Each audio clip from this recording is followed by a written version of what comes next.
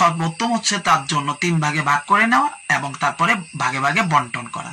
কোন ব্যক্তি পুরাটা গোশত যদি সদকা করে দেয় এটাও জায়েজ, যদি নিজের জন্য যদি পুরাটা গোশত সে রেখে দেয় ওইটাও তার জন্য জায়েজ আছে। যে কিতাবে বলছে ওয়ালা হাবাসাল কুল্লা বিনাফসিহি জাযা, কেউ যদি সম্পূর্ণটা নিজের জন্য নিজে রেখে দেয় তাও জায়েজ আছে। ভাই কোরবানি করা হচ্ছে তার উপরে ওয়াজিব, কোরবানির গোশতটা বিলি করতে হবে এটাও ওয়াজিব ফরজ এমন বিষয় নেই ভাই, রাগ গুসা হওয়ার কিছু নেই, এটাই শরীয়তের হুকুম। আল্লাহর জন্য পশু জবাই করা, রক্ত প্রবাহিত করা, পশুর রক্ত জমিনে পড়ার আগে তার ইখলাসের কারণে এই কোরবানি আল্লাহর দরবারে পৌঁছে যায়, কবুল হয়ে যায়। এবং 1 ভাগ নিজের জন্য রাখা, 1 ভাগ আত্মীয় স্বজন আশপড়শিকে দেওয়া, আর 1 ভাগ গরিব এতিম মিসকিন অসহায় যারা আসবে আপনার দুয়ারে অথবা যারা আপনার আশপাশে আছে তাদেরকে আপনি পৌঁছে দেওয়া। এই নিয়মটা আলহামদুলিল্লাহ অনেক ভাই এই আমলটি করে থাকেন, এটি অধিক উত্তম আমল। তো এবং আপনি যদি আপনার সম্পূর্ণ গোশতটা আল্লাহর রাস্তায় সদকা করে দেন তাহলে আপনাকে বারণকারী কেউ নেই। এমনি ভাবে সম্পূর্ণ গোশতটি যদি আপনি নিজের কাছে রেখে আপনি যদি খান তাহলে এটা কিন্তু না জায়েজের কিছু না, এটা সম্পূর্ণ জায়েজ। যে কিতাবের মধ্যে আসছে যে ওয়াল আফদালু আইয়া তাসাদদাকা বিসসুলুসি আও তাসাদদাকা বিল কুল্লি জাযা ওয়ালা হাবাসাল কুল্লা বিনাফসিহি জাযা।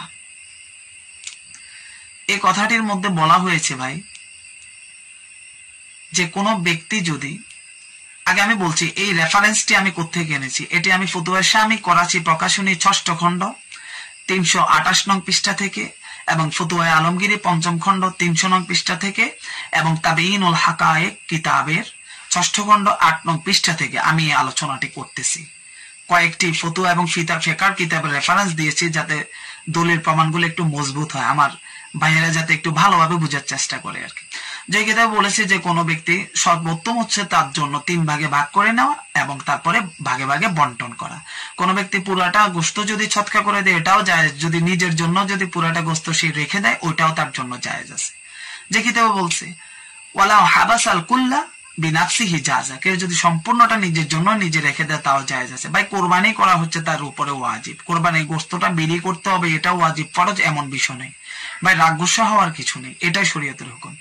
আল্লাহর জন্য পশু জবাই করা, রক্ত প্রবাহিত করা, পশুর রক্ত জমিনে পড়ার আগে তার ইখলাসের কারণে এই কোরবানি আল্লাহর দরবারে পৌঁছে যায়, কবুল হয়ে যায়। তো আশা করি ভিডিওটি বুঝতে পেরেছেন। যদি ভাই ভালো লাগে লাইক করবেন, অনেকজন জানেন ডিসলাইক করার জন্য বসে আছেন। তো ভাই চ্যানেলটিতে নতুন হলে সাবস্ক্রাইব করে পাশে থাকবেন এই সমস্ত গুরুত্বপূর্ণ আলাপ আলোচনা পাওয়ার জন্য। বাকি ভাইদেরকে শেয়ার করে অবশ্যই